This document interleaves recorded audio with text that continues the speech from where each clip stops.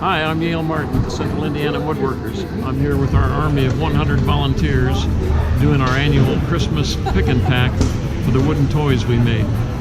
This year we made over 14,000 toys to distribute to the less fortunate children in Central Indiana. And here today we're doing 9,400 toys to be distributed to 38 different agencies in the area.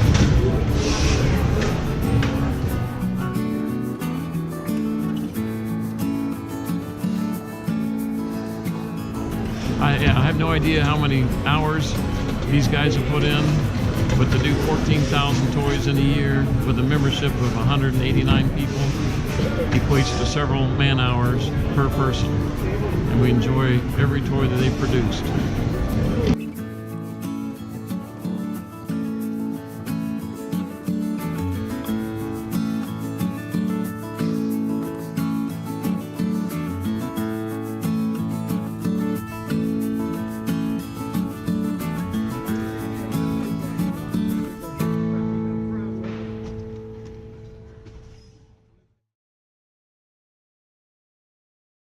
All right, good evening, everybody.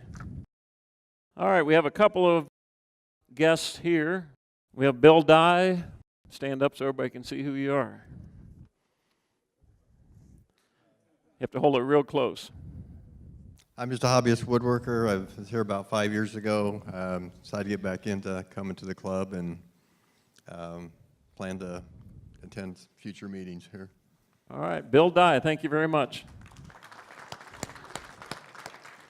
And Dewey Van Verhis? Yes. You get this, I'll take the paper. Hi, I'm with Bill. I work with Bill, actually. I was a member 15 years ago, so I know some familiar faces in here I haven't seen in a while. I'm just looking to get back into making some sawdust and getting involved in understanding and learning new stuff. Thank you. Thank you very much. Toy of the month, awesome airplane. Now this month, usually I come up with some screwball name, and yesterday Yale texted me. He said, "You got what? Do you have a picture of your toy of the month for this month?" And so I sent him a picture of the plane, and he said, "Awesome, awesome airplane." Okay, I had 30 kits when I got here tonight. I have none left.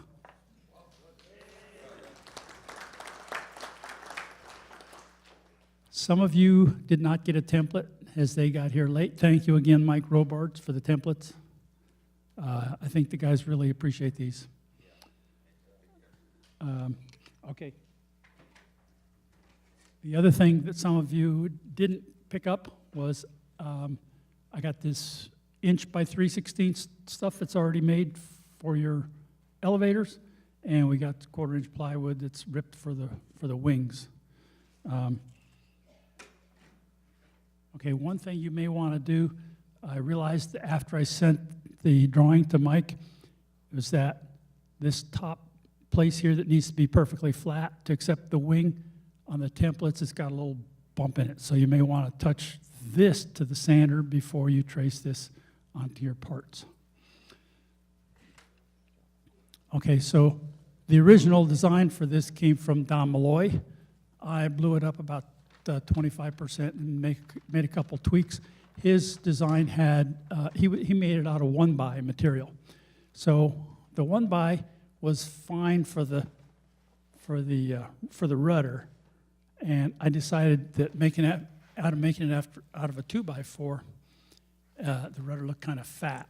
So I put a little bit of a compound angle on it there. I just shoved it through the bandsaw and sanded it. If you don't like to mess with that angle, you're perfectly welcome to make this out of 1-by material, but the stuff we have out there in the trailer is 2-by. If you do 1-by, then you'll have to cut your axle pegs down because they'll meet on the inside. I have 1 bottle of mineral oil back there. I meant to order some more this month. I'll have more next month for finishing toys. Oh, yeah. These were cut to 48 inches long. Mike missed my second email where I asked for some of them to be 45 and some of them to be whatever's left. So what happens is You need 13 pieces. A 48-inch piece is long enough for 6.5. So you may need to supplement with another piece that you have laying around, because we've provided boatloads of this from time to time. And I have a bunch extra back there if you want to come and pick up another chunk on your way out tonight. Is that it? I'm not coming back up here tonight. All right.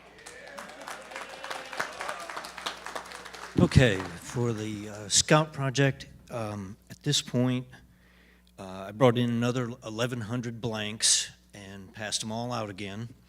I collected, I think, approximately 1,000 tonight of completed blanks, so that'll go into my garage, and we'll be at about 2,000 right now. The latest word is that the Scouts are putting in an order for a total of 10,000 race car blanks, and so we're about a fifth of the way through then. So we've got 2,000 done, 8,000 more to go. So keep on cranking the blanks, everyone that's helping out. We have a workshop this Saturday at Decatur Central. You get to make one of these pocket watches. I still have some openings for that, so you can get back there and sign up. It's 9 to noon on Saturday. That was a big hit at the state fair. We had to tie it down because people wanted to try to put it on their wrist. Do you know where it is? Because it's mine and it's missing. I sold it. Oh, great. How much did I make? It should be back there with my 86 names that I can't find. Okay. November, we have an Intro to Intarsia workshop where you get to make this snowman for Christmas. I still have a few spots for this left open. That one will be at Decatur Central also. This is just to get your feet wet with Intarsia. It's not too difficult. That's November 10th. November 17th, I don't have a sample. Mike Sapper is going to do his cutting board workshop again. The morning session is already filled up. There's 3 spots left for the afternoon. Very popular workshop. If you want to get in on that, you need to get signed up. And like they said, Roland is going to have some workshops next month. You'll just have to watch your email for those. Thank you. But if you have something on the show and tell table, come on up and we'll get you going. All right. I think so. Microphone. Sure. There you go. Up Over there? close and personal. All right, hello. Name. Nathan Linville. I do not like the feedback on that. So what I have here are not finished projects, but these are kind of test samples I was working on for a finished project. I got an order for a face coming out of a board with a glass eye, and it's kind of a weird request. So what I did was a scale model out of clay. This is a half scale model. And I found a place that sells glass eyes. They've got several hundred different colors and sizes and all kinds of stuff. So actually here, if you can focus in on that. So this is an eye this is the full scale sample. And I was taught by, well, this sound's throwing me off. The guy that kind of showed me carving when I first started hated when people use putty to put eyes in. So he taught me to carve a slot in there. So you actually push the eye in and then roll it back into place. So there's actually a socket carved into there that does. So right now I'm working on the full-size picture of this, and I just want to bring this in and show it to you.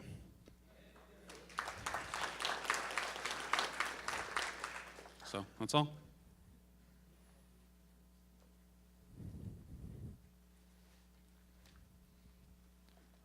My name's Matt Porter. Charlie Johnson asked me for a club logo out of aluminum. I've got a little CNC machine at my house, so I cut one out of aluminum, and it did not turn out well. The CNC machine is really much better at cutting wood. So I found a piece of hard maple. It was 3/4 inch thick when I started, and I tried my first shot at my new planer, got it down to the thickness, and then cut the logo out. So my first show and tell. Thank you. Oh, barely. Well, it's called Oh, the, here. Up close and introduce yourself. yeah, my name's Stan Welchel, and I've been doing woodwork for a lot of years. I like fretwork, and this is the Victorian Queen clock. And I entered in the state fair, and they thought they liked it too. So it took most of the winter to make it, in between other projects. I downloaded it off of the, I was trying to think the name of the Berry Basket, and it was a $5 download, and it's 26 pages, and got lots of parts. But it was a fun project, and we made it as a project. We do crafts shows, me and a friend of mine, Steve, and so we decided this would be a good attention grabber for our display. And so that's what I made. I made it out of Baltic birch plywood. I have a DeWalt 20-inch saw, and use most. Closer to the microphone. Oh, closer? How's that? Yeah, I have a DeWalt 20-inch saw, and did mostly R2s and R3 blades. So. Very nice. Yeah, it was an interesting project. I've made large clocks before, but this was the most elaborate so far. Very nice.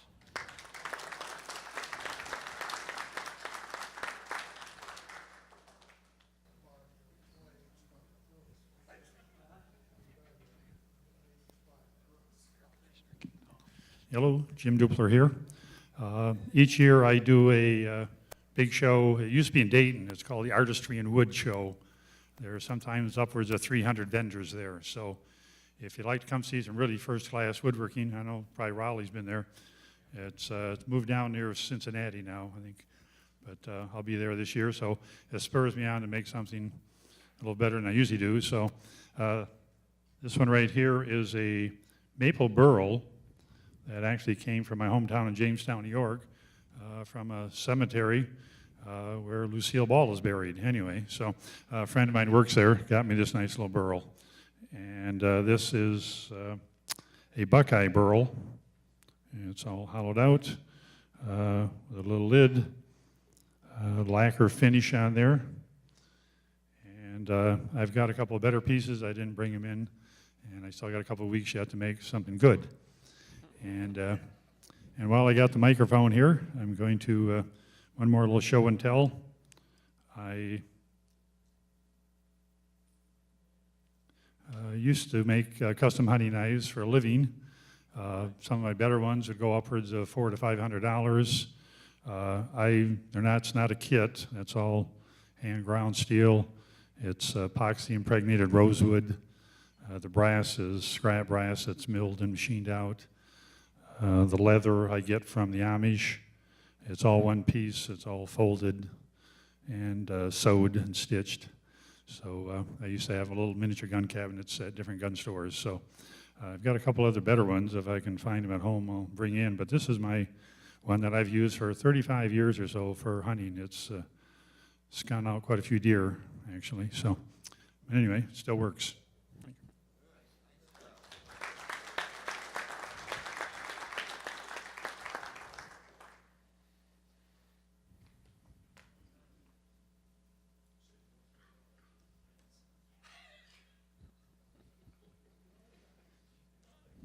Okay, I said I wasn't coming back up here, but I didn't mean for show and tell. So here I am again, so. All right, so. All right, so this was a live edge bowl that I turned at Pat Meyer's wood workshop a month or so ago. So we turned it green and let it sit for a couple weeks and then finished it. And it's red maple.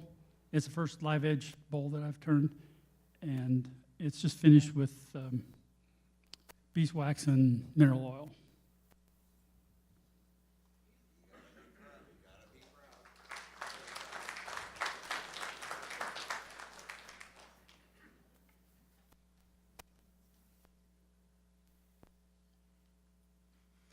I'm Gary, and this month is Dragon Month, and I tried using this backer painted yellow with orange to simulate dragon flower.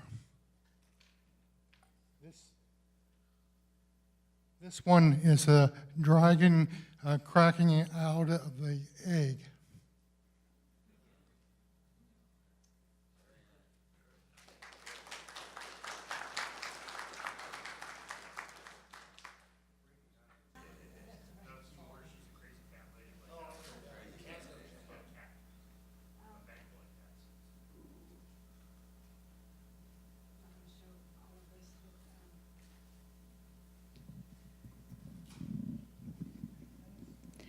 My name is Sandy Cochran, and I make turned beads.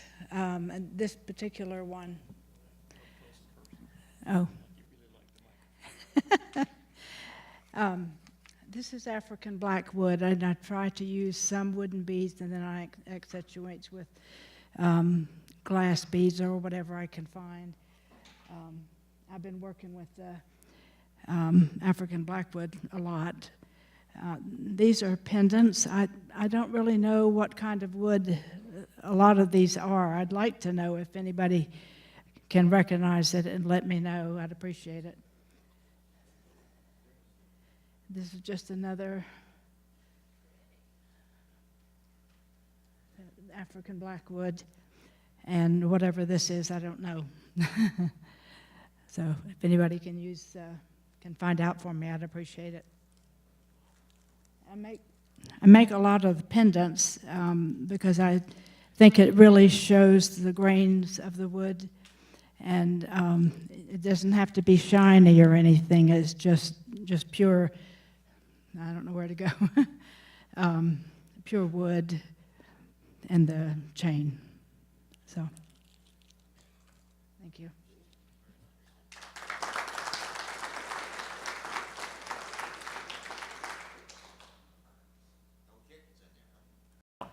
We have a table full of great door prizes. We've been accumulating them, and I thought this would be a great month to get rid of them.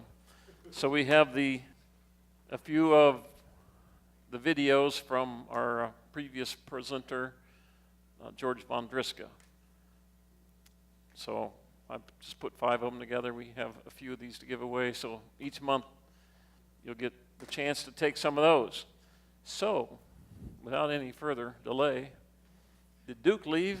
I was going to have him draw the first number, but what the heck. Drum roll. 208. Oh my goodness. 208 is a winner. I'm hoping you're bringing the winning ticket up here. 213.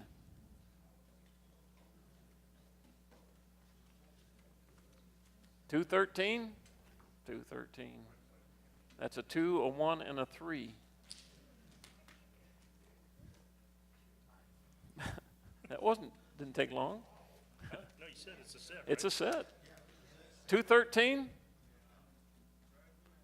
Did somebody leave during the presentation? Man, I'm shocked. 217. We got a winner. All right.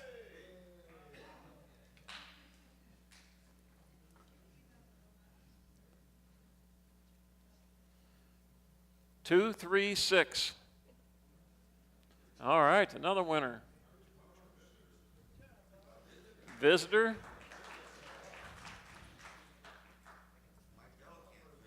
Yeah, don't give this camp. Thank you, sir. Your choice. We got this square, got the gift cards, the knife.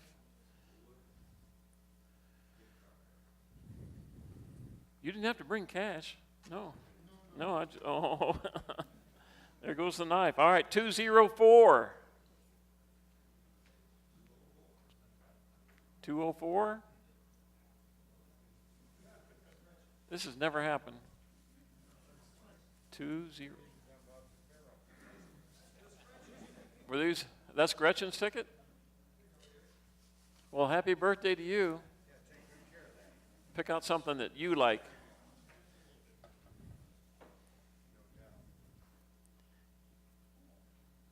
I suggest this. Oh, no? Yeah, the knife's gone. No, his number didn't get drawn. 227. 227. All right.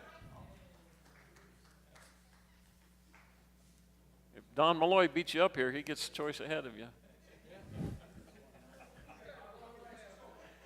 202. 202. All right.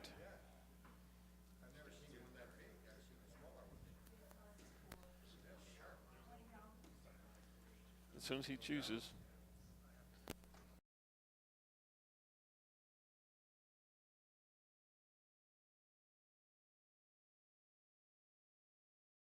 Setting one of these gauges up is really very simple. It has a piece that slides onto a dovetail way, and on this gauge we have all of our different angles that we can set our cutting edge to. There's 3 different positions for the axle, and then there are different spots in here. I set everything to 25 degrees. That's what I sharpen to. 25 degrees is what Stanley used for years. Works just fine. On a regular bench plane, that gives you a nice cutting angle on your 45 degrees, and away you go. When you're doing bevel up, if you've got a low angle plane, you're going to add 12 degrees to it. You've got a nice 37 degree cutting angle. Nice low angle, works well. So just slide the blade in from the bottom, tighten it into place, take the jig off, and now we have a very precise angle that gauge is going to hold that blade. And the nice thing about it is it makes it very, very easy to keep that angle. Now, when Lee Valley does their demonstrations with these, you're going to see them holding the jig like this, and they're pushing back and forth on it. And that works okay as long as you have the blade adequately clamped and you don't have any oil on anything. But if you got a little camellia oil on there from your sharpening, or you're getting a little excited about, getting this done in a hurry, it's easy to skew that blade around, and now you've got kind of a mess that you have to go back and try to straighten up. So what I started doing a number of years ago, is I turn it around and run it from the back side. In other words, I'm putting my thumbs on the back of the blade here. We'll hold this off to the side so you can see. Well, I have a slide here. Let me see if this thing is going to work for me today. Okay, that's the setup. We'll go back through that just so you can see better on the pictures. See, there's the adapter that I put on. I've got it set at 25 degrees.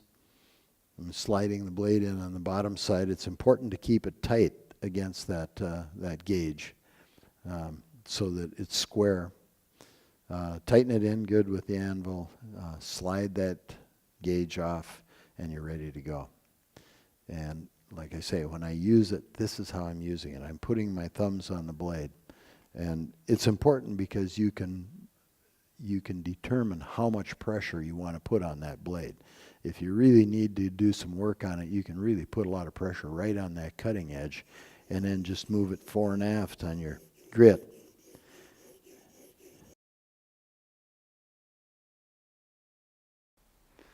I am a huge fan of my handy-dandy traditional folding ruler. But for stuff like this, I am a bigger fan of these other things I took out, which is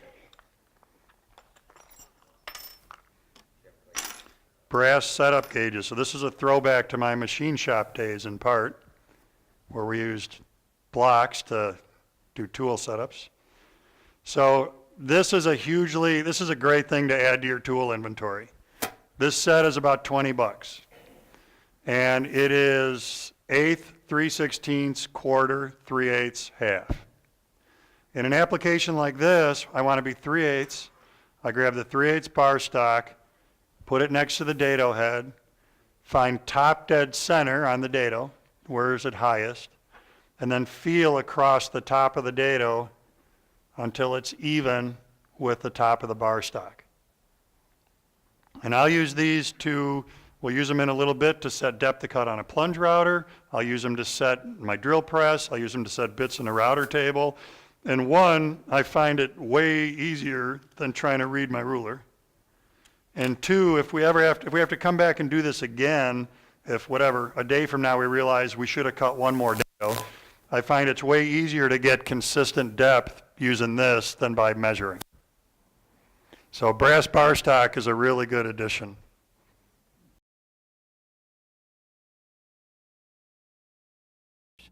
Well, that's where these guys will come in. It's a soft rubber fitting, and I can jam that right into that port, and it will work.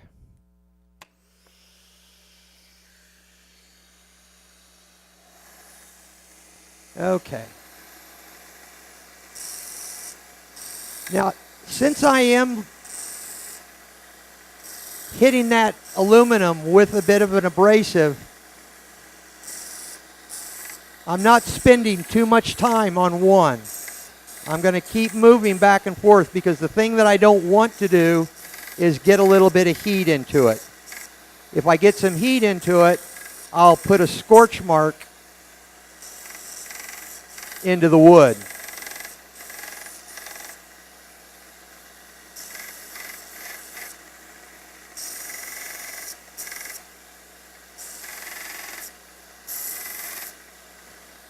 And if I nick the wood a little bit, I'm not really too concerned about it at this point.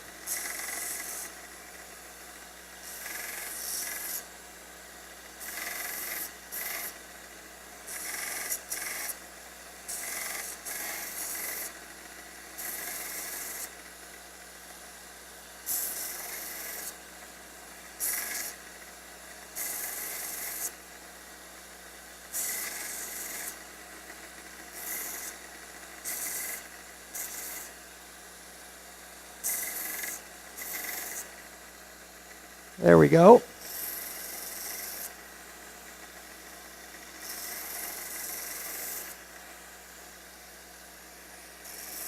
And we'll just do the shoulders while I'm here. Nice thing about the Padauk is it doesn't burn. Because I'm right up on the end grain.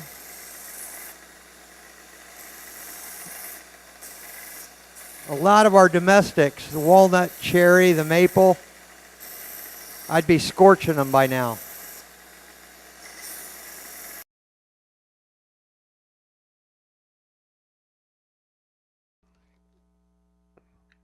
No. We turn these little bitty things. Did anybody see these? That's a little bit smaller than a toothpick.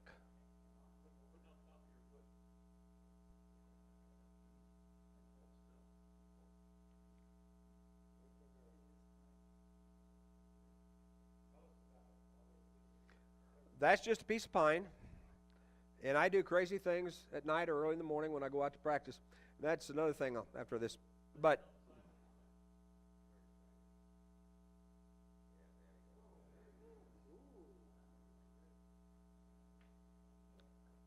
oh, and don't forget, that's it. Is that loose ring is a captured ring up there. You can do the same thing. Now, I will tell you a secret. For every one of these I get, there's 12 on the floor that don't work.